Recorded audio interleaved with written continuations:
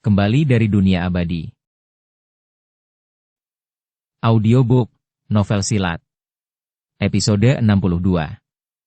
Tang Xiu menjawab dengan ekspresi yang tidak masuk akal. Aku bisa mengerti uang tebusan karena kamu seharusnya anggota klan Yamamoto. Ninja-ninja ini seharusnya dari sekolah North Star One Blade. Tapi, aku belum pernah mendengar tentang menjadi Buddha saat ini. Kepala serigala tiba-tiba mengerutkan kening saat dia dengan cepat datang ke sisi Tang Xiu dan berbicara. Bos, saya tahu tentang sekolah pedang 1 bintang utara. Sekolah ini memiliki kebiasaan yang sangat tidak biasa dan setiap orang di sana sangat kejam. Tetapi mereka juga memiliki hukum besi bahwa, jika penerus kepala sekolah pedang 1 bintang utara jatuh ke tangan musuh, mereka setuju untuk menjadi budak musuh mereka selama 3 tahun agar bisa hidup. Tetapi 3 tahun kemudian, pihak lawan harus mengembalikan mereka. Jika tidak, sekolah pedang 1 bintang utara akan mempertaruhkan segalanya untuk membalas dendam pada pihak lawan bahkan jika sekolah mereka menghadapi kehancuran. Sekolah pedang 1 bintang utara ini agak aneh, bukan? Jawab Tang Xiu dengan heran. Wolfhead memaksakan senyum. Menurutku, itu mentalitas orang Jepang yang sakit. Bagaimana mungkin orang biasa bisa memahami mereka? Menurutku, karena kita sudah membunuh begitu banyak orang dari pihak mereka, lebih baik kita bunuh saja mereka semua. Jangan sampai kita meninggalkan masalah di masa mendatang. Tang Xiu berpikir sejenak sebelum menatap Kuako dan berkata, berapa banyak uang tebusan yang bersedia dibayarkan oleh klan Yamamoto dan sekolah North Star One Blade? Kuako menjawab, hidupku bernilai 300 juta dolar Amerika, sedangkan hidup mereka bernilai 50 juta dolar Amerika. Jika kelima orang itu ditotal, maka total tebusannya adalah 250 juta dolar Amerika. Jadi total uang tebusannya adalah 550 juta dolar Amerika. 550 juta dolar Amerika? Lebih dari 3 miliar RMB?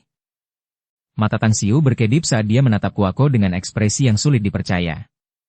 Meskipun dia juga kaya dan memiliki total aset lebih dari 3 miliar RMB, jika dia bisa mendapatkan uang itu, dia akan dapat langsung menyelesaikan krisis keuangannya saat ini. Tang Xiu mengeluarkan sebatang rokok dari sakunya. Pemimpin tim itu segera mengambil korek apinya untuk membantunya menyalakannya. Setelah menghirupnya dalam-dalam, dia kemudian berkata perlahan. Kau adalah pewaris klan Yamamoto dan juga calon kepala sekolah North Star One Blade? Benar sekali, jawab Kuako. Baiklah, bagaimana kalau kita ubah kondisinya? Tanya Tang Xiu sambil tertawa. Aku hanya akan menerima 1 dari 2 syarat ini. Kalau tidak, lebih baik kau bunuh kami sekarang. Kuako mengerutkan kening dan menjawab. Dengarkan saja kata-kataku terlebih dahulu, baru putuskan apakah kau akan menurutinya atau tidak, kata Tang Xiu. Kuako tidak berbicara. Tang Xiu kemudian melanjutkan. Jadilah bawahanku. Nanti, setelah kau menjadi bawahanku, Tang Xiu ini tidak akan pernah membatasi kebebasanmu dan juga akan membiarkanmu kembali ke Jepang. Namun, kau harus melaksanakan perintahku di masa depan. Teruslah bermimpi, jawab Kuako dengan suara dingin. Tang Xiu berkata dengan acuh tak acuh. Aku tidak memintamu menjadi bawahanku dengan sia-sia, aku akan memberimu keuntungan. Keuntungan adalah sesuatu yang tidak dapat dibayangkan oleh banyak orang bahkan dalam mimpi mereka. Kuako menggelengkan kepalanya. Aku tidak kekurangan apapun. Berhentilah berpikir untuk membeliku. Tang Xiu memberi isyarat kepada orang-orang lain di sekitar mereka dan mereka segera bubar. Setelah hanya ada Kuako dan dia, Tang Xiu kemudian bertanya perlahan. Bagaimana menurutmu tentang kekuatanku? Pupil mata Kuako mengecil saat dia mengangguk. Kau sangat kuat. Bahkan kepala sekolahku mungkin tidak lebih kuat darimu. Aku bisa membuat kekuatanmu melonjak drastis jika kau menjadi bawahanku. Aku jamin jika kau berlatih sesuai metodeku selama 3 tahun paling lama, kekuatanmu akan melonjak 10 kali lipat. Kata Tang Xiu. Kuako mencibir. Apakah kekuatanmu bahkan 10 kali lebih kuat dariku? Tidak mungkin. Kau salah. Kemampuanku tidak terbatas pada membunuh secara langsung. Jika kau tidak datang secepat itu dan memberiku cukup waktu untuk mengatur formasi yang bagus, aku berani mengatakan aku akan mampu menghabisi semua 40 orang milikmu dalam waktu setengah menit. Kau tahu tentang susunan formasi? Kuako diliputi keterkejutan saat dia bertanya dengan ekspresi tercengang. Aku tahu banyak hal, susunan formasi hanyalah salah satunya. Aku akan menawarkannya lagi. Jika kau bisa sepenuhnya berjanji setia padaku, aku bisa membantumu secara rahasia sehingga akan lebih mudah bagimu untuk menjadi kepala klan Yamamoto sekaligus kepala sekolah North Star One Blade. Aku bahkan bisa membantumu mengembangkan kedua kekuatan ini untuk menjadi pasukan terkuat di Jepang. Kuako menatap Tang Xiu dan bertanya dengan nada yang dalam. Siapa kamu sebenarnya? Jika kau ingin tahu identitasku, kau harus menyetujui persyaratanku. Setelah kau kembali, kau dapat menyelidiki tentangku secara perlahan. Namun, syaratnya adalah kau masih hidup dan dapat kembali, kata Tang Xiu acuh tak acuh. Tidak ada yang bisa membuatku percaya padamu, kata Kuako sambil menggelengkan kepalanya. Tang Xiu menunjuk Kuako dan berkata, apakah menurutmu aku perlu berbohong padamu? Kuako terdiam. Ia tidak merasa jijik menyerahkan diri pada seorang ahli yang kuat, tetapi ia selalu merasa bahwa jika ia memutuskannya sekarang, itu akan terlalu tergesa-gesa dan ceroboh. Setelah setengah menit merenung, ia kemudian bertanya perlahan. Apakah kau tidak takut aku mengkhianati sumpah hari ini setelah aku pergi? Kenapa harus aku? Kau tidak akan berani melanggarnya.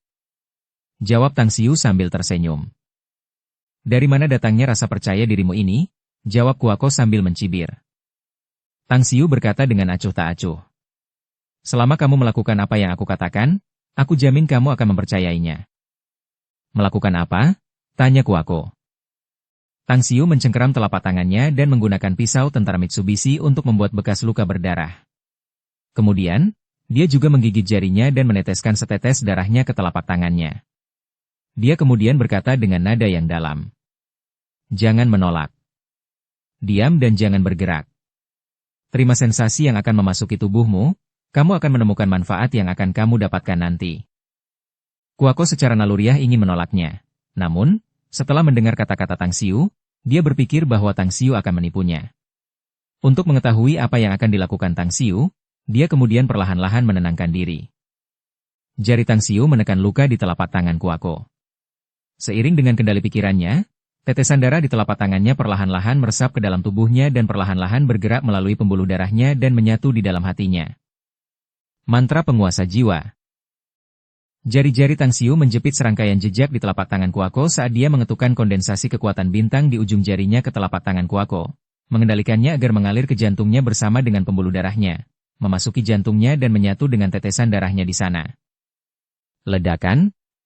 Saat ini, Kuako merasa hanya ada kegelapan di depannya. Rasa manis menyerbu tenggorokannya saat dia menyemburkan seteguk darah. Jika Tang Xiu tidak bergerak ke samping untuk menghindarinya, darah akan menyemprot ke tubuhnya. Tang Xiu terengah-engah dalam diam. Persyaratan untuk mantra penguasa jiwa sangat ketat. Jika pihak lain memiliki pikiran untuk menolaknya, dia tidak akan mampu melakukannya dengan basis kultivasinya saat ini. Untungnya, Kuako tidak menolaknya dan menenangkan pikirannya sepenuhnya.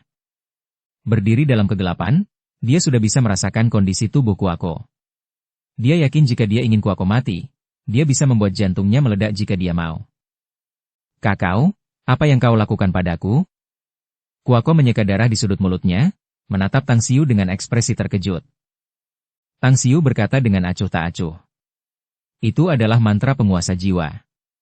Mantra itu mengatur hidupmu. Jika kau berani mengkhianati perintah dan niatku, selama aku mengizinkannya, jantungmu akan meledak dan kau akan langsung mati secara tragis. Apa? Dia juga merasakan kekuatan hidupnya dikendalikan oleh orang lain. Dia kini menyadari bahwa dia bahkan bisa melihat situasi di dalam tubuhnya sendiri. Dia bahkan bisa melihat tanda-tanda kuno berdarah di atas hatinya yang lebih terang dan berwarna-warni daripada hatinya sendiri. Tubuhku. Kuako perlahan merasakan keanehan dan ketidaknormalan tubuhnya. Meskipun saat ini dia tidak bisa bergerak, dia bisa dengan jelas merasakan bahwa kekuatan yang menakjubkan dan misterius sedang keluar dari darahnya. Lapisan kilau yang berkilauan perlahan menyembur keluar dari pembuluh darah dan menyatu dengan organ-organ dalamnya, menyatu dengan otot dan uratnya, dan akhirnya menetap di tulang. Konstitusinya menjadi lebih kuat. Tang Xiu berkata dengan acuh tak acuh. Sekarang kau bisa merasakannya? Seperti yang kukatakan, aku akan memberikan keuntungan jika kau menjadi bawahanku. Begitu pula, keuntungan yang bisa kau dapatkan nanti jauh lebih banyak dari ini. Ucapkan sumpah dan janjikan kesetiaanmu padaku dan aku akan mengajarimu satu teknik kultivasi. Nanti, jika kau berkultivasi dengan tekun, Kekuatanmu pasti akan melonjak lebih dari 10 kali lipat dalam waktu 3 tahun. Kuako menelan ludahnya dengan putus asa. Dia menatap Tang Xiu dan bertanya, apakah kamu seorang penyihir? Dan kamu baru saja memberikan sihir hitam padaku? Seorang penyihir? Tang Xiu menjawab dengan ekspresi meremehkan dan melanjutkan. Orang-orang yang menyebut diri mereka penyihir hanyalah penipu ulung. Jika aku terus berkultivasi selama beberapa tahun lagi, kultivasiku akan menembus batas, bahkan penyihir terkuat di bumi tidak akan lebih dari ujung jariku. Jantung Kuako berdebar dan berdebar lebih cepat. Dia mengatupkan giginya dan kemudian berkata dengan nada berat. Tolong kembalikan kemampuanku untuk bergerak. Tang Xiu mengulurkan tangannya untuk melepaskan segel di titik akupuntur Kuako dan bahkan tidak meningkatkan kewaspadaannya, karena dia tidak percaya Kuako berpikir untuk bergerak melawannya secepat ini. Kuako menggerakkan tubuhnya ke atas dan ke bawah. Setelah itu, dia berlutut di depan Tang Xiu dengan tangan kanannya di atas dada kirinya, sedangkan tangan kirinya membuat segel tangan khusus dan bersumpah. Saya, Kuako Yamamoto, bersumpah untuk melayani pria di depan saya sebagai guru saya mulai hari ini. Perintahnya adalah keinginan saya, dan saya tidak akan pernah mengkhianatinya. Jika saya melanggar sumpah ini, biarkan saya dipenjara selamanya di ribuan kolam dingin. Bab 254, Solusi Halus. Melihat sumpah Kuako sampai akhir, Tang Xiu kemudian berkata dengan tenang. Bangun. Kuako berdiri dan bertanya. Guru, apakah Anda benar-benar mampu membuat saya kuat? Jika di masa depan, caramu menangani masalahku dan kinerjamu menyenangkanku, aku akan membuatmu sangat kuat, sampai pada tingkat yang tidak pernah kau bayangkan. Jangan meragukan kemampuanku atau mempertanyakan kata-kataku. Aku mungkin tidak dapat melakukannya sekarang, tetapi kau akan melihatnya sendiri nanti, kata Tang Xiu. Kuako mengangguk dan tiba-tiba bertanya. Tuan, Anda... Tang Xiu memotong perkataannya dan berkata dengan nada yang dalam. Jangan panggil aku tuan, panggil saja aku bos. Dimengerti? Jawab Kuako segera. Baiklah. Sekarang katakan padaku apa yang ingin kamu katakan, kata Tang Xiu. Kuako bertanya. Bos, bisakah kau juga menggunakan seni pengendalian pada kelima orang itu? Kurasa mereka juga telah mendengar isi pembicaraan kita. Aku khawatir. Aku akan membunuh mereka, kata Tang Xiu. Sambil menggelengkan kepalanya, Kuako berkata. Mereka adalah para ahli yang telah dididik dengan susah payah oleh sekolahku.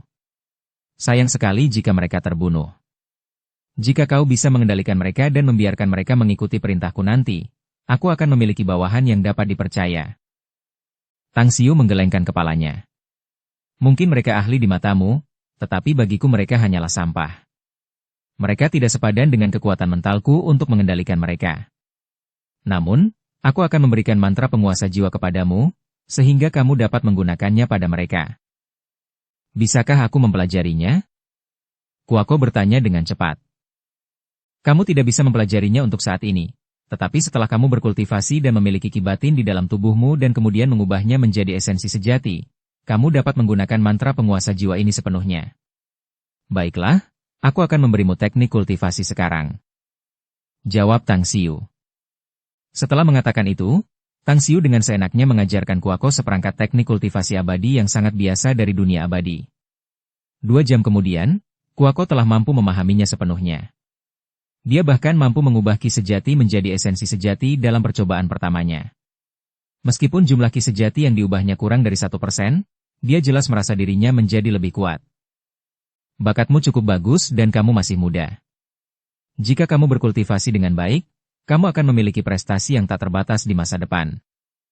Kata Tang Xiu dengan tenang. Ekspresi terkejut yang menyenangkan terpancar di mata Kuako. Meskipun dia agak tidak nyaman menjadi bawahan Tang Xiu secara tiba-tiba, tetapi manfaat yang diperolehnya mengimbangi perasaan tidak nyaman di dalam hatinya. Terima kasih banyak, bos. Tang Xiu melambaikan tangannya dan juga memberikan mantra penguasa jiwa kepadanya, sambil berkata, apa tujuanmu datang ke Tiongkok kali ini? Apakah untuk merampok informasi ilmiah dan teknologi dari Yuan Zhengshuan? Kuako mengangguk. Baru-baru ini, laboratorium Yuan Zhengshuan mengembangkan bakteri biokimia. Jika bakteri biokimia ini digunakan sebagai senjata, efeknya akan sangat dahsyat. Beberapa tahun yang lalu, Seorang profesor dari laboratoriumnya dibeli oleh seorang pedagang senjata Amerika. Dari siapa ia memperoleh informasi tersebut? Kemudian, banyak kekuatan di berbagai negara di dunia juga mengetahui berita ini. Oleh karena itu, kami datang ke Tiongkok untuk mencoba memperoleh data dan informasi inti tentang bakteri biokimia dari Yuan Zhengshuan. Tang Xiu langsung mengerti. Baiklah, aku mengerti. Sekarang, pergilah dan taklukkan para ninja itu. Lalu bawa mereka dan tinggalkan Cina. Mengenai merampok bakteri biokimia serta penelitian dan pengembangannya menjadi senjata, jangan ikut campur dan jangan berpartisipasi dalam bisnis ini lagi di masa mendatang. Selain itu, jika kamu menemui masalah setelah kembali, hubungi aku secepatnya. Jika aku bisa membantumu, aku akan mengirim beberapa orang untuk membantumu. Dipahami, mengangguk Kuako. Atas perintah Tang Xiu, kelima ninja itu dibawa ke pabrik oleh Kuako. Tang Xiu kemudian berdiri di luar pabrik saat ia melihat Yuan Zhengshuan bergegas ke arahnya. Tang Xiu, aku sudah tahu tentang situasi di sini. Terima kasih. Aku benar-benar berterima kasih. Jika bukan karenamu, aku khawatir Little Ling dan aku akan mati. Dan mungkin, bahkan data dan informasi inti yang dimiliki perusahaanku juga akan disita oleh mereka. Yuan Zhengshuan berkata dengan rasa terima kasih di seluruh wajahnya. Tang Xiu melambaikan tangannya dan berkata, "Tidak apa-apa. Ini yang harus kulakukan. Sebenarnya, akulah yang melakukan kesalahan di sini. Aku memang berjanji padamu untuk menyampaikan informasi inti, tetapi karena aku disibukkan oleh banyak hal, aku lupa. Aku belum menepati janjiku." Begitu Yuan Zhengshuan mendengarnya, dia langsung tertawa. "Tidak apa-apa. Selama informasi inti ini dapat disimpan, aku merasa lega. Aku juga telah mengambil keputusan setelah kejadian ini. Meskipun aku tidak bisa mendapatkan uang, aku akan mengakhiri eksperimen ini sepenuhnya. Aku akan langsung menjual semua bahan penelitian yang dapat digunakan sebagai senjata kepada militer dan aku akan mengubah orientasi bisnisku ke bidang lain." Tang Xiu menyipitkan matanya dan bertanya, "Paman Yuan, bolehkah saya bertanya berapa harga jual bakteri biokimia yang dikembangkan di laboratorium Anda?" Yuan Zhengshuan menatap kosong sejenak. Wajahnya langsung berubah dan bertanya, "Bagaimana kamu tahu itu bakteri biokimia?" Tang Xiu menunjuk ke arah bangunan pabrik dan berkata, "Wanita itu sekarang adalah bawahanku." Yuan Zhengshuan tiba-tiba menyadari. Senyum pahit dan dipaksakan tersungging di wajahnya saat dia berkata, "Sebenarnya itu tidak bernilai banyak, seharusnya sekitar 1 miliar dolar Amerika." Wajah Tang Xiu sedikit berubah. Dia lalu mengangguk dan berkata, "Yah, itu memang sangat berharga. Baiklah. Aku sudah melakukan semua yang aku bisa, jadi aku akan menyerahkan jaminan dan akibatnya kepadamu." Yuan Zhengshuan mengangguk. "Orang-orangku sudah mengirim mayat-mayat ke krematorium. Aku punya kontak di sana. Aku juga akan memanggil beberapa orang untuk membersihkan tempat ini. Singkatnya, bagaimanapun, aku berutang budi padamu. Aku akan mengingatnya dalam hatiku. Jika kau butuh sesuatu di masa depan, jangan ragu untuk meneleponku." Tang Xiu mengangguk pelan. Tiba-tiba, wajahnya sedikit berubah saat dia mengingat sesuatu. Dia kemudian segera memaksakan senyum dan berkata, "Paman Yuan, sekarang setelah aku mengingatnya, aku punya satu masalah yang membutuhkan bantuanmu." Bingung, Yuan Zhengshuan bertanya, "Ada apa?"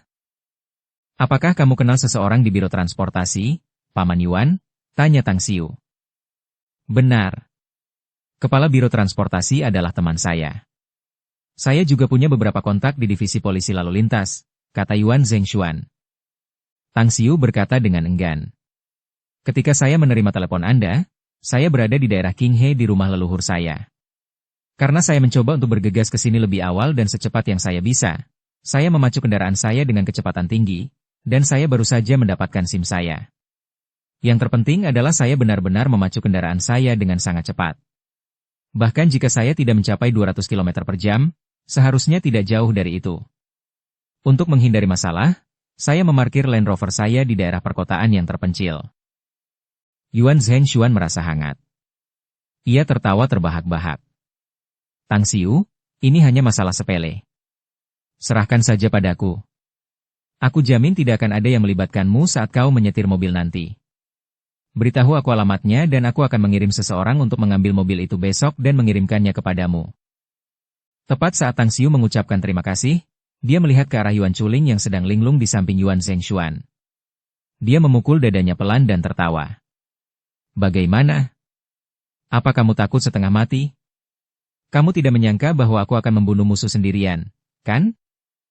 Yuan Chuling kembali tersadar, ekspresi rumit yang memenuhi matanya perlahan menghilang lalu digantikan oleh kekaguman dan pemujaan saat dia menatap Tang Xiu dan berseru. Kakak tertua, kau harus mengajariku kungfumu. Aku harus sama hebat dan kuatnya denganmu. Tang Xiu tertawa terbahak-bahak. Jika kamu bisa menelan kepahitan dan rasa sakit, aku bisa membiarkan orang lain mengajarimu. Tetapi sepertinya kamu harus kuliah. Jadi nikmati saja kehidupan kuliahmu dengan baik. Yuan Chuling menggelengkan kepalanya. Meskipun aku kuliah, aku masih bisa berlatih bela diri. Jadi, mari kita putuskan dengan cepat. Aku akan mengikutimu berlatih bela diri nanti. Tang Xiu tersenyum tipis. Tidak ada masalah dengan itu. Tapi sebelum aku mengajarimu seni bela diri, kau harus bangun pukul 5.30 pagi setiap hari, jongkok selama 1 jam dan berlari sejauh 10 km. Kemudian, kau juga harus berlari sejauh 10 km di malam hari. Jika kau bisa bertahan sampai tanggal 1 September, aku akan mengajarimu seni bela diri saat itu. Benarkah? Semangat juang Yuan Chuling melambung tinggi. Tang Xiu menatap perutnya yang bulat sambil tertawa tanpa sadar dan berkata, benarkah? Segera setelah itu, dia menoleh ke arah Yuan Zhengshuan dan berkata, Paman Yuan, aku harus merepotkanmu untuk menangani akibatnya. Kami akan pergi dulu. Silakan hubungi aku jika kamu butuh sesuatu. Baiklah. Yuan Zhengshuan mengangguk. Tang Xiu tidak mengucapkan selamat tinggal kepada Kuako Yamamoto. Sebaliknya, ia pergi bersama Zhong Tiekui dan Wolfhead. Semuanya 32 orang dengan cepat meninggalkan pabrik yang ditinggalkan itu. Karena Wolfhead dan 11 pasukan khusus pensiunan lainnya telah berjanji untuk mengikutinya, dia membiarkan mereka menempuh jalan mereka sendiri. Dan, saat mereka telah menyelesaikan ujiannya, Tang Xiu berpikir apa yang harus dilakukan dengan mereka. Tiba-tiba, raut wajahnya berubah saat sebuah rencana muncul di dalam kepalanya. Wolfhead, kalian telah melakukan pekerjaan dengan baik kali ini. Dapat dikatakan bahwa kalian telah mendapatkan pengakuanku. Jadi aku akan membiarkan kalian menghabiskan beberapa hari dengan bebas di Star City terlebih dahulu. Tunggu di sana sampai aku menangani beberapa masalah di sini, dan kemudian aku akan membawa kalian ke pulau yang kubeli di Samudra Pasifik. Setelah itu, kalian akan tinggal di sana, kata Tang Xiu perlahan. Kedua belas pria itu, termasuk Wolfhead, saling memandang dan mengangguk serempak. Tang Xiu kemudian menatap Zhong Tiekui sambil tersenyum. Malam ini kalian semua telah melakukan pekerjaan dengan baik, aku melihat kemampuan kalian. Baiklah, ini akan mengakhiri segalanya untuk masalah ini. Kalian semua diberhentikan. Dipahami? Saat itu pukul 4 pagi. Tang Xiu kembali ke kota Gerbang Selatan. Ia bergegas kembali ke kota Bintang semalaman dan tidak memberitahu ibunya tentang masalah ini. Oleh karena itu, ia memutuskan untuk tidak kembali ke Kabupaten Qinghe untuk sementara waktu. Masalah di sana seharusnya sudah hampir selesai, dan ia ingin menangani beberapa masalah di kota Bintang sebelum pergi ke Pulau Jingmen dan kemudian bergegas melihat pulau yang dibelinya. Di lantai 2 villa, Tang Xiu membuka pintu kamar Guyin dengan lembut. Melihat Guyin tertidur lelap di dalam, dia mengangguk puas. Dia lalu pergi ke kamarnya sendiri, mendorong pintunya, dan menyalakan lampu dengan nyaman. Hah? Wajah Tang Xiu mengeras saat ekspresi kusam memenuhi matanya. Di tempat tidurnya terbaring seorang wanita yang hanya mengenakan pakaian dalam di tubuhnya yang luar biasa. Posisi tidur wanita itu sangat menarik. Lekuk tubuhnya yang halus dan indah, disertai aura yang memikat dan menggoda. Meskipun ia mampu mengendalikan diri dengan sempurna, Tang Xiu tidak dapat menahan imajinasinya yang liar saat ini. Ada begitu banyak kamar di lantai bawah dan Kang Xie sebenarnya tidur di kamarku. Wanita ini, mungkinkah dia tidak takut aku akan kembali tiba-tiba dan kemudian melakukan sesuatu yang tidak diinginkan padanya? Tang Xiu menggelengkan kepalanya dan hendak mematikan lampu, lalu pergi ke kamar tamu. Namun, di tempat tidur, Kang Xie tiba-tiba bergerak dan membuka matanya. Siapa ini? Kang Xie yang masih dalam kondisi waspada, tiba-tiba meraih selimut musim panas yang sejuk untuk menutupi tubuhnya, lalu melompat dari tempat tidur. Bab 255, Pesona Romantis. Melihat reaksi Kang Xia, Tang Xiu bingung apakah harus menangis atau tertawa. Kewaspadaan di mata Kang Xia seperti sedang melihat orang mesum. "Apakah kamu sudah bangun?" Setelah melihat dengan jelas bahwa itu adalah Tang Xiu, barulah kewaspadaan Kang Xia perlahan menghilang, digantikan oleh ekspresi canggung dan malu, membuatnya tersipu. "Bos, kamu kembali." Tang Xiu tertawa. "Ya, aku baru saja kembali dan ingin beristirahat, tapi aku tidak menyangka."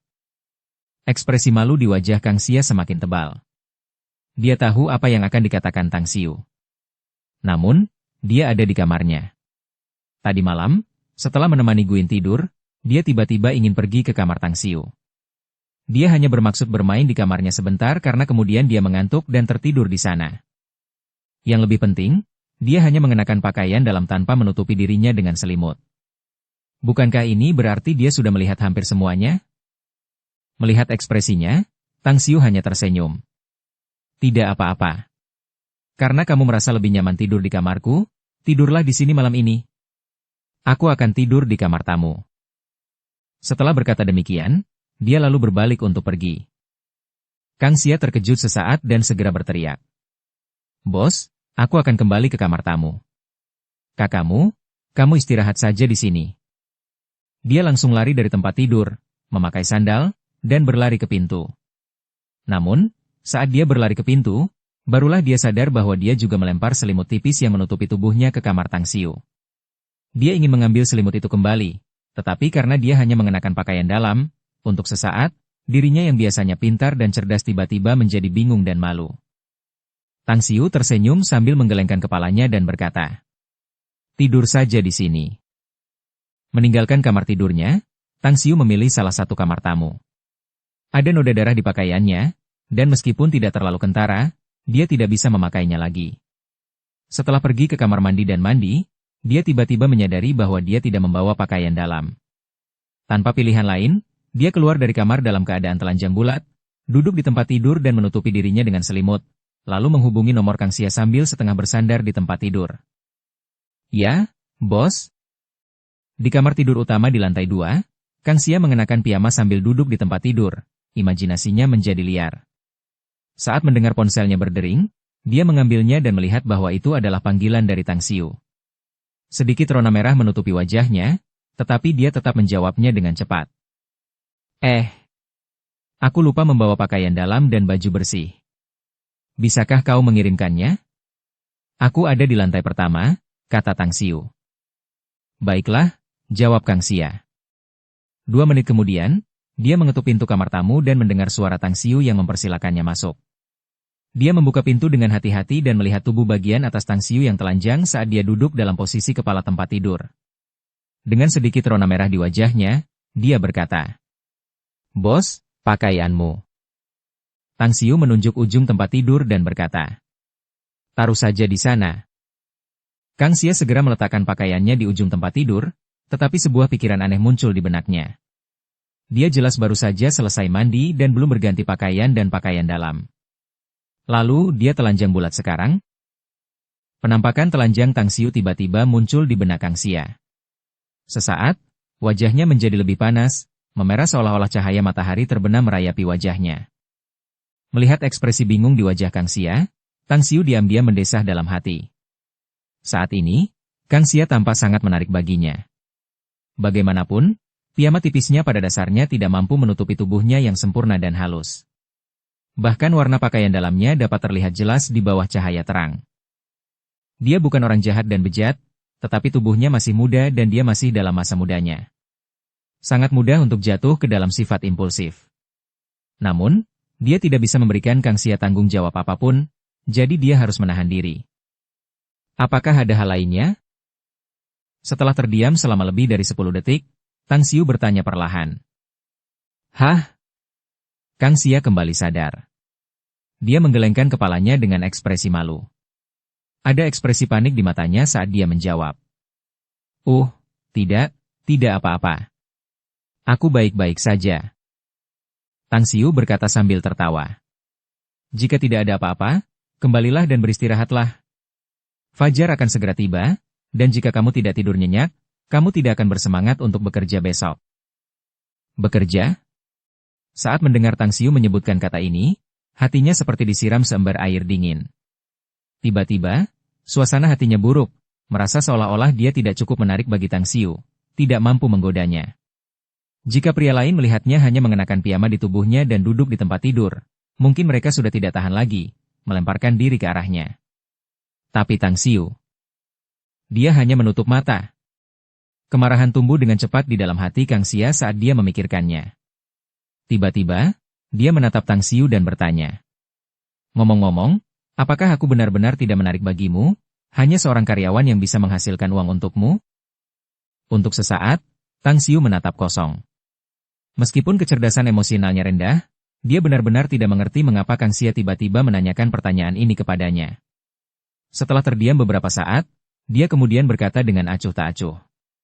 Bagi pria manapun, kamu memiliki daya tarik dan daya pikat yang kuat. Sedangkan aku tidak ingin terjebak dalam sentimen cinta. Jadi aku tidak bisa memberimu tanggung jawab apapun. Oleh karena itu, selain menganggapmu sebagai karyawanku, aku benar-benar tidak tahu bagaimana cara memandangmu sebaliknya. Apa katamu? Mata indah Kang Xia membelalak saat dia menatap Tang Xiu. Apakah dia benar-benar menganggapnya hanya sebagai stafnya sendiri? Alat untuk menghasilkan uang baginya? Tang Xiu berkata dengan sangat serius. Tanggung jawab bukanlah sesuatu yang bisa kuberikan kepada wanita manapun. Bukannya aku tidak konsisten dalam hal cinta atau hubungan semacam itu, melainkan, aku tidak ingin tertekan dengan perasaan itu. Aku mengakui bahwa kau adalah wanita yang luar biasa dan sempurna, tetapi aku hanya bisa menganggapmu sebagai bawahanku. Kang Xia merasa sangat kesal setelah mendengar argumen Tang Xiu. Kemarahan dan perasaan kehilangan bercampur aduk di hatinya pada saat yang sama, menyebabkannya menjadi marah. Di bawah tatapan mata Tang Xiu, dia menggertakkan giginya, melepaskan piyamanya saat dia berdiri di depannya dan berkata, bagaimana jika aku tidak ingin kau bertanggung jawab atas diriku? Anda? Tang Xiu benar-benar kebingungan dan tampak canggung. Sambil menatapnya dengan dingin, Kang Xia mengangkat kakinya ke tempat tidur dan langsung menyingkap selimut yang menutupi tubuhnya. Saat dia melihat tubuh Tang Xiu yang telanjang bulat, ekspresinya linglung sejenak, namun dia tetap menekan tubuhnya langsung ke tubuh Tang Xiu. Tubuh Tang Xiu menegang. Dia merasakan bibir Kang Xia mencium dadanya, dan aliran panas tiba-tiba mengalir dari bagian bawah perutnya. Menghadapi godaan seperti itu, semua pikiran idealis di dalam benaknya tenggelam, dia hanya merenung selama beberapa detik sebelum berdiri dan menempelkan tubuhnya ke tubuh Kang Xia. Itu menyakitkan. Bersamaan dengan tangisan lembut dan halus, kamar tidur tiba-tiba berubah menjadi suasana yang menawan dan romantis. 1 jam kemudian, keringat Tang Xiu menetes karena tubuh Kang Xia sudah lelah dan tak bertenaga. Tang Xiu merasa tak berdaya, tetapi dia telah melakukannya. Namun, dia tidak menyesalinya. Dia mungkin tidak dapat memberikan tanggung jawab apapun kepadanya, tetapi dia dapat menebusnya dengan cara lain, seperti memberinya uang, atau sumber daya kultivasi. Ini pertama kalinya bagimu, bukan? Tanya Tang Xiu tiba-tiba. Berbaring di bawah Tang Xiu, Kang Xiu mengangguk tanpa suara. Kau tidak menyesalinya? Tanya Tang Xiu. Hati Kang Xia diliputi berbagai macam emosi. Perasaan itu begitu rumit hingga sulit baginya untuk menggambarkannya. Dia tidak tahu bagaimana menjawab pertanyaan Tang Xiu. Apakah dia menyesalinya? Jika jujur saja, dia memang melakukannya, sedikit. Namun, keadaan sudah sampai pada titik ini dan dia hanya bisa memilih untuk menerima apa yang terjadi. Dia terus-menerus menghibur dirinya sendiri bahwa itu hanya one night stand dengan Tang Xiu. Tidak ada yang akan terjadi setelah fajar. Tang Xiu tidak bertanya lagi. Dia tidak tahu apa-apa tentang pikiran dan cara berpikir wanita. Selain itu, dia tidak ingin menyelidikinya lebih dalam. Apa yang telah dilakukan sudah dilakukan, dan tidak perlu menanyakan penyesalan lagi. Tanpa menghiraukan keengganan Kang Xia, Tang Xiu memeluk dan menggendongnya, lalu membawanya ke kamar mandi. Ia membersihkan tubuhnya lalu membaringkannya kembali di tempat tidur. Setelah menutupinya dengan selimut, Tang Xiu mengenakan pakaiannya dan langsung meninggalkan kamar. Di dalam ruangan, dipenuhi dengan keheningan yang mematikan. Kang Xia bisa mendengar detak jantungnya sendiri. Dia bisa merasakan perasaan senang sekaligus sakit yang tak kunjung hilang setelah apa yang telah terjadi. Dalam arti sebenarnya, pengalaman pertama seorang wanita adalah semacam pengalaman yang memukau, karena emosi yang meluap-luap itu seperti rasa terbang tinggi di awan. Itu membuat pipinya terasa panas. Wataknya, sepertinya, dia tidak sepenuhnya tidak bertanggung jawab. Imajinasi menjadi liar dalam benaknya saat dia perlahan tertidur. Tang Xiu kembali ke kamarnya. Ia segera pergi tidur. Ia mungkin memiliki fisik yang sangat bagus, tetapi setelah berjuang dan bekerja di tempat tidur selama 1 jam, ia hampir tidak tahan lagi. Sesaat sebelum tengah hari, Tang Xiu terbangun karena nada dering ponselnya. Saat dia mengambil ponselnya dan melihatnya, ternyata itu adalah panggilan dari ibunya. Dia menerima panggilan itu dan berkata sambil tersenyum. "Hai, Bu. Sesuatu terjadi tadi malam, jadi aku kembali ke Star City. Aku tidak memberitahumu karena sudah larut malam." Suara Su Lingyun terdengar. "Benar. Aku bertanya-tanya mengapa kamu belum bangun, jadi aku pergi ke kamarmu dan kamu tidak ada di sana, bahkan mobilmu tidak ada di depan rumah. Ngomong-ngomong, kapan kamu akan kembali, Xiu'er?" "Aku tidak akan kembali ke sana untuk sementara waktu, Bu. Ngomong-ngomong, aku akan menelepon Suben dan Sukuan untuk datang ke Star City karena aku sudah menjanjikan mereka pekerjaan. Selain itu, aku mungkin akan keluar kota tidak lama lagi dan aku tidak tahu kapan aku akan kembali. Tapi jangan khawatir. Aku akan kembali sebelum sekolah dimulai," kata Tang Xiu. Su Lingyun terkejut. "Keluar kota? Apakah kamu akan bepergian atau perjalanan bisnis?" "Ini semacam perjalanan bisnis. Tapi aku juga berencana untuk keluar dan bermain." "Ah, benar. Aku juga akan membawa Yinyin bersamaku, jadi kamu tidak perlu khawatir tentangnya," kata Tang Xiu. Su Lingyun tertawa. "Baiklah. Kalau ada apa-apa, telepon saja aku. Aku akan menjaga nenekmu beberapa hari lagi sebelum kembali ke Star City." Benar, Su Xiangfei juga akan kembali. Wajah Tang Xiu berubah saat cahaya dingin keluar dari matanya. Su Xiangfei tidak pernah kembali ke sekolah setelah keluarganya mengalami kecelakaan dan dia juga tidak berpartisipasi dalam CT. Tang Xiu juga tahu bahwa sesuatu terjadi dengan keluarga Su. Setelah aset mereka disita, jejak Su Xiangfei dan Su Yening menghilang. Dan sekarang, dia kembali ke kampung halamannya di Kabupaten Qinghe. Apa yang akan dia lakukan? "Bu, apakah laki itu merepotkanmu?" "Tidak. Dia tampaknya telah berubah menjadi orang yang berbeda. Dia sangat bijaksana dan bijaksana sekarang.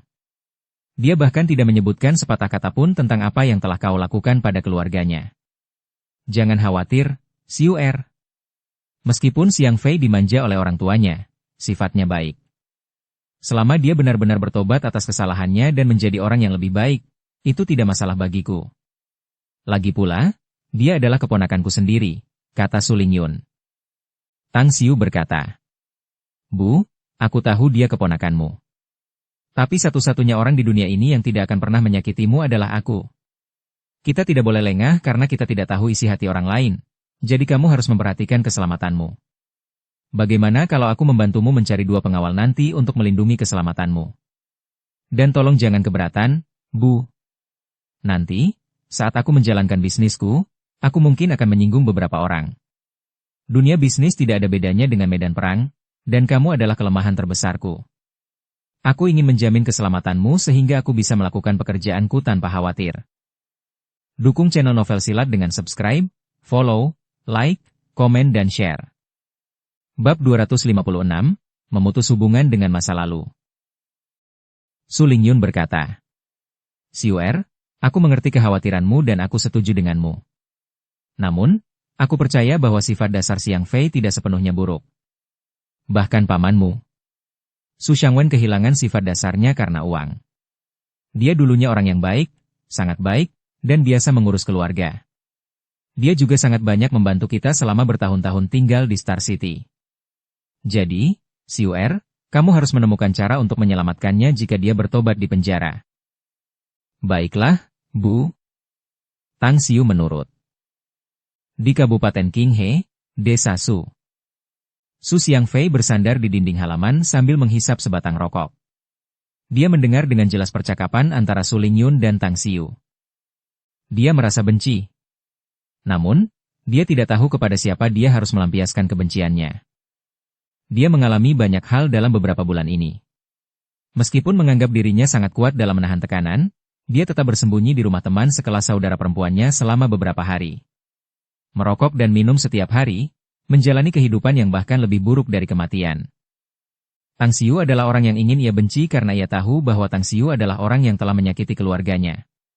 Namun, ketika ia merenungkan dan mengingat semua yang telah terjadi, ia tiba-tiba menyadari bahwa keluarganya memang orang yang telah menindas bibi dan sepupunya dengan menggunakan kekayaan dan status mereka yang berkuasa.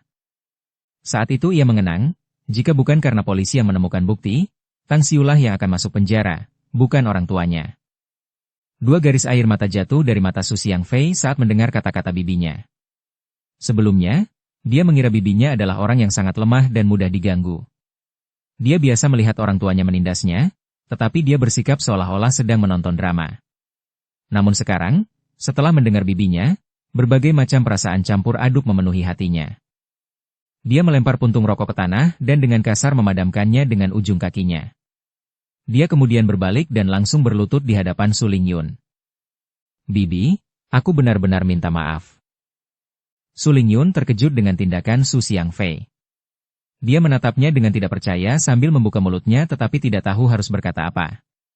Dia mengangkat teleponnya tetapi tidak mengakhiri panggilan, sedangkan putranya di ujung telepon juga terdiam. Setelah waktu yang lama, Su Lingyun tersadar dari lamunannya. Dia segera menopang Su Xiangfei sambil menghela napas dan berkata dengan tulus dan sungguh-sungguh.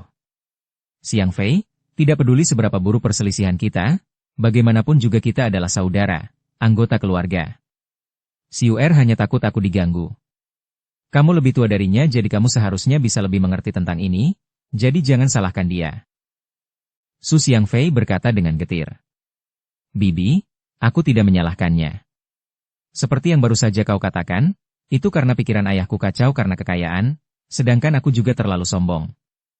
Awalnya aku memang menjebaknya. Jika tidak ketahuan, mungkin dia yang akan dipenjara sekarang, bukan orang tuaku. Jadi aku tidak membencinya." Ekspresi bahagia terpancar di wajah Su Lingyun. Ia menepuk bahu Su Lingyun pelan dan berkata, "Xiangfei, baguslah kau tidak membencinya. Tapi jangan khawatir. Xiu'er adalah orang yang menepati janjinya. Ia berkata kepada nenekmu bahwa setelah 2 tahun, ia pasti akan membebaskan ayahmu dari penjara." Su Xiangfei mengangguk berat dan berkata, "Bibi, alasan mengapa aku sadar dan bangun sebenarnya karena ayah. Ketika dia mencoba bunuh diri sebelum ditangkap, dia dirawat di rumah sakit dan aku mendengarnya meneriakkan namamu dalam keadaan koma, meminta maaf padamu. Pada saat itu aku tahu bahwa ayah menyesali apa yang telah dia lakukan padamu." Air mata yang berkilau dan bening mengalir dari mata Su Lingyun. Demi saudara kandungnya, jika dia bisa bangun dan memperlakukannya sebagai saudara dan kemudian menjadi orang baik, bahkan jika dia harus membayar harga yang mahal, dia bersedia. "Xiangfei, tinggallah bersama nenekmu di rumah. Tunggu beberapa hari, lalu kita akan kembali ke Star City bersama untuk menemui ayahmu." "Baiklah, Bibi." Su Xiangfei mengangguk dengan berat. Namun, senyum yang baru saja muncul di wajahnya segera menghilang. Setelah ragu sejenak, dia berkata dengan suara rendah, "Bibi, jika kakak perempuanku tidak bisa memikirkan ini dan terus membencimu dan Tang Xiu, tolong jangan salahkan dia." "Dia?" Su Lingyun menggelengkan kepalanya sambil mendesah. "Aku bisa mengerti jika dia membenciku dan Tang Xiu. Jangan khawatir. Bagaimanapun juga, aku bibinya. Aku akan berbicara baik-baik dengannya saat aku bertemu dengannya." "Dia berangkat ke Shanghai," kata Su Xiangfei. "Apa yang akan dia lakukan di sana?" tanya Su Lingyun dengan ekspresi bingung. "Dia mengatakan bahwa dia akan tinggal bersama teman sekelasnya, mencari pekerjaan dan menetap di sana," kata Su Xiangfei. Su Lingyun terdiam sejenak. Kemudian, dia mengangguk dan berkata perlahan, "Sepupumu juga akan segera pergi belajar di Shanghai.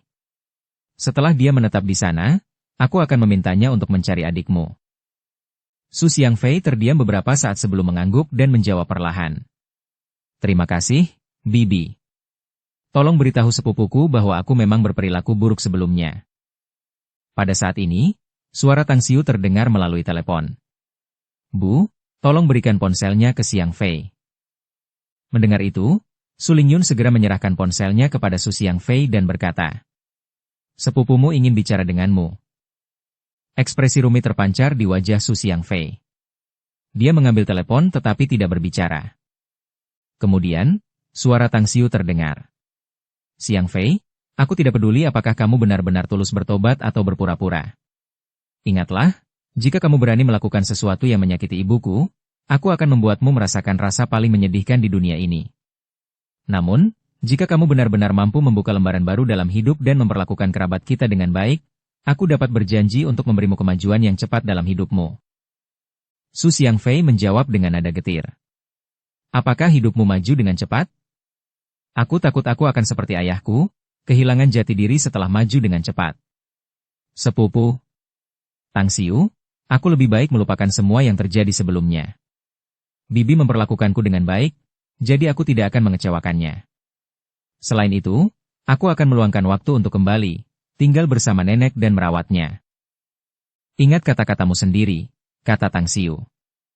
Setelah mengatakan itu, Tang Xiu langsung menutup telepon. Dia bukanlah orang yang mudah curiga pada siapapun, tetapi dia masih belum bisa sepenuhnya mempercayai Su Xiang Fei. Karena itu, setelah berpikir sejenak, dia menghubungi nomor yang diberikan Kuako Kitamiya kepadanya. "Kuako Kitamiya berbicara, bolehkah saya bertanya siapa ini?" "Itu aku." "Kau? Bos?" "Ya." Nada bicara Kuako Kitamiya langsung berubah lebih hormat saat dia bertanya. "Apakah Anda punya perintah untuk saya, bos?" "Apakah kamu sudah kembali ke Jepang?" tanya Tang Xiu. Kuako Kitamiya menggelengkan kepalanya dan berkata, "Belum, bos. Luka mereka serius. Kami masih berada di suatu tempat di Star City. Kami bersiap untuk kembali dalam 2 hari." "Apakah ada ninja wanita di sekolah pedang 1 bintang utara yang setia padamu?" tanya Tang Xiu. Kuako Kitamiya menjawab dengan percaya diri. "Saya memiliki 4 pelayan yang telah menerima pelatihan berat dari sekolah North Star One Blade. Namun, saya tidak membawa mereka bersama saya kali ini. Selain itu, saya akan menggunakan mantra penguasa jiwa pada mereka saat saya kembali, untuk membuat mereka lebih setia." "Apakah mereka berbicara bahasa Mandarin?" tanya Tang Xiu. "Ya.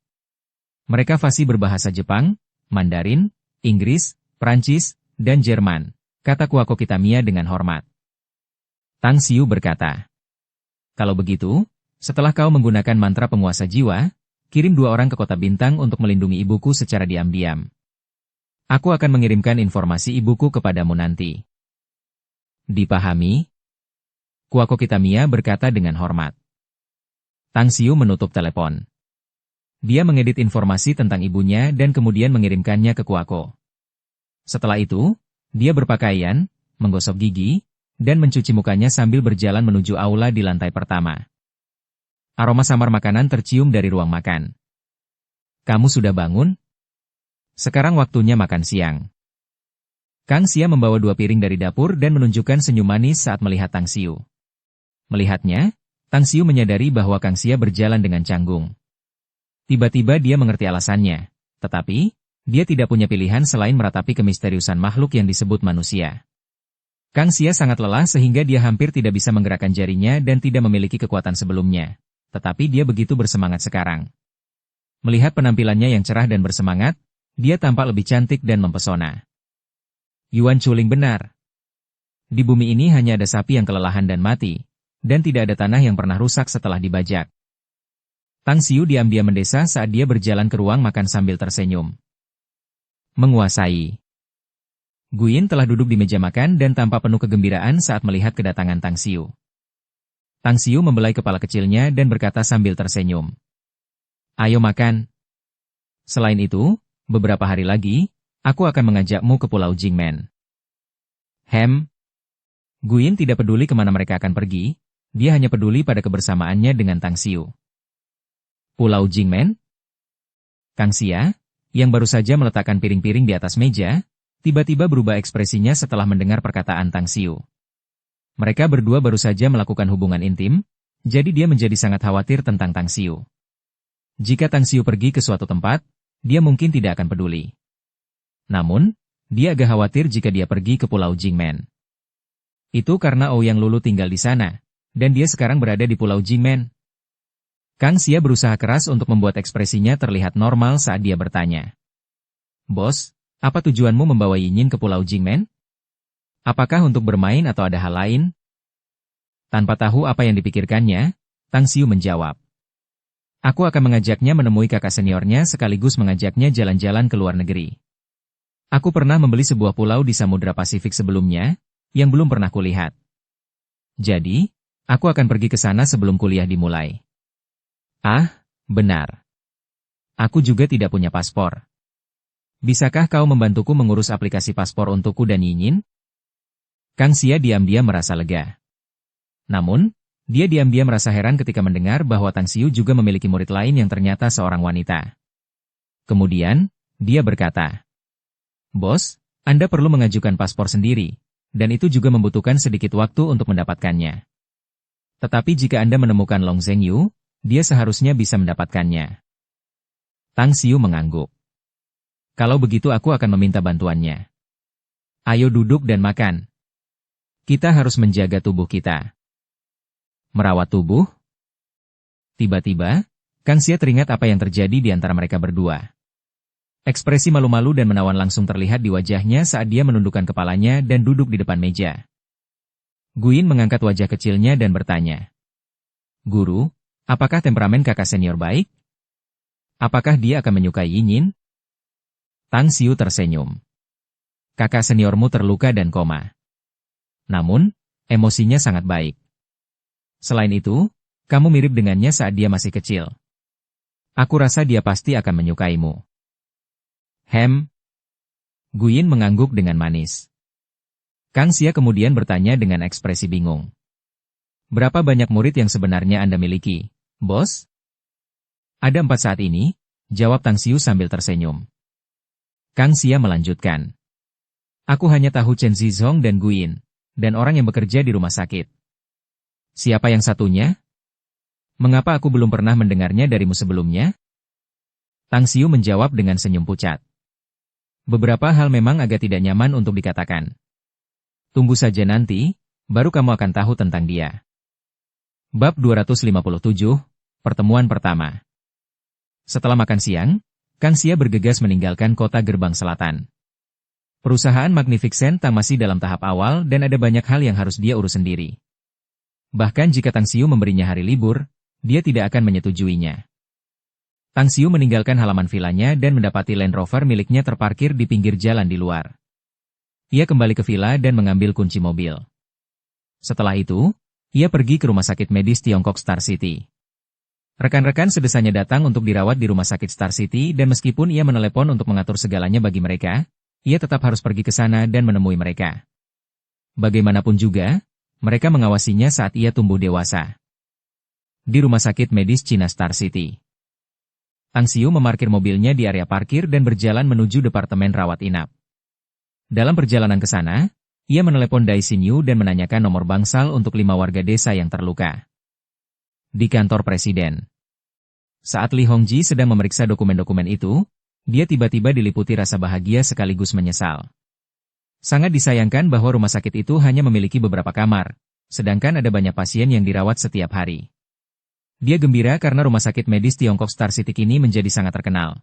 Bahkan rumah sakit besar dan terkenal di negara itu telah menghubunginya. Jika saja Tang Xiu bisa bertahan selamanya, itu akan sangat hebat. Jika dia bersedia bertahan, aku benar-benar bersedia memberikan posisi presiden kepadanya. Saat dia selesai membaca dokumen itu, Li Hongji menggelengkan kepala dan mendesah. Dering, dering, dering. Saat telepon genggamnya berdering, alisnya berkerut. Dia mengambil ponselnya dan melihat ID penelepon. Matanya tiba-tiba menjadi cerah. Setelah menjawab panggilan, dia berbicara dengan nada yang sangat ramah. Halo Xinyu. Apakah ada yang Anda butuhkan? Apakah guru Anda datang ke rumah sakit medis Tiongkok Star City kami? Ya. Tuanku akan pergi ke departemen rawat inap untuk mengunjungi penduduk desa di sana. Suara Dai Xinyu terdengar melalui telepon. Ekspresi bahagia tergambar di wajah Li Hongji saat dia langsung berkata, "Apakah kamu sudah memberitahunya permintaanku untuk melapor jika dia datang ke rumah sakit?" "Ya, benar," kata Dai Xinyu. Senyum di wajah Li Hongji semakin lebar. Karena Tang Xiu tidak keberatan, itu berarti Tang Xiu tidak keberatan menemuinya. Ketika dia memikirkan hal itu, dia segera mengatakannya kepada Dai Xinyu sambil menutup telepon dan keluar dari kantor presiden. Di dalam bangsal departemen rawat inap, Su Jiande setengah bersandar di ranjang pasien sambil memakan sepotong apel yang dikupas putrinya. Pada saat yang sama, ia berbicara kepada pasien di ranjang sebelah yang baru saja dirawat dengan ekspresi gembira dan puas. "Dokter ilahi yang baru saja Anda sebutkan, saya tahu siapa dia. Saya tidak hanya mengenalnya, saya juga tahu di mana keluarganya tinggal." Pasien di ranjang sebelah adalah seorang pria tua berambut putih dengan seorang putra dan putri di sampingnya. Setelah mendengar perkataan Su Jiande, putri pria tua itu menjawab dengan cepat. "Kamu tahu di mana dia tinggal?" "Benarkah? Kudengar tabib ilahi ini datang dan pergi tanpa memberitahu. Dia juga tidak memiliki jadwal tetap untuk pelayanan medisnya di Rumah Sakit Medis Tiongkok Star City. Ayahku telah bertanya kepada presiden rumah sakit, dan dia bahkan tidak tahu kapan tabib ilahi Tang akan datang untuk memberikan pelayanan medis." Su Jiande tersenyum padanya, menjawab, "Mengingat kamu mengenal presiden, aku tahu kamu bukan orang biasa. Tahukah kamu mengapa kita bisa tinggal di bangsal ini? Itu karena Tang Xiu menelepon pimpinan rumah sakit. Selain itu, aku melihatnya tumbuh dewasa. Anak itu bijaksana, dan cerdas, jadi tidak heran dia menjadi dokter ilahi." "Hahaha. Paman Jiande, kamu terlalu memujiku. Itu membuatku malu." Sebuah suara datang dari luar saat sosok Tang Xiu muncul di pintu. Ekspresi terkejut langsung tergambar di wajah Su Jiande dan penduduk desa Su lainnya. Su Jiande berusaha untuk berdiri, tetapi Tang Xiu menghentikannya. "Paman Jiande, kamu terluka, jadi jangan bangun. Bagaimanapun juga, kita ini saudara, jadi kita bisa saling memaafkan. Bagaimana? Apakah lukamu sudah pulih?" Tang Xiu tersenyum padanya dan bertanya. Su Jiande berkata dengan gembira, "Pemulihannya sangat hebat. Dokter mengatakan aku hanya butuh 10 hingga 15 hari sebelum aku bisa meninggalkan rumah sakit." "Tang Xiu, itu benar-benar kamu. Tapi, bukankah kamu akan pergi ke Kabupaten Qinghe? Kenapa kamu kembali ke Kota Bintang sekarang? Semuanya telah ditangani dengan baik di rumah, dan pelaku yang melukai Anda telah meminta maaf dan mengakui kesalahannya. Mereka juga membayar ganti rugi. Jadi, begitulah akhir dari insiden itu. Sedangkan saya, ada beberapa hal yang harus saya urus, jadi saya kembali ke Star City." Segera setelah itu, Tang Xiu menyapa penduduk desa lain di dalam bangsal. Meskipun saat ini dia kaya dan berkuasa, serta dipuji sebagai dokter ilahi di rumah sakit ini, dia tidak bersikap sombong dan sikapnya tetap rendah hati seperti biasanya. Bersambung ke episode 63. Dukung kami dengan subscribe, follow, like, komen dan share. Terima kasih.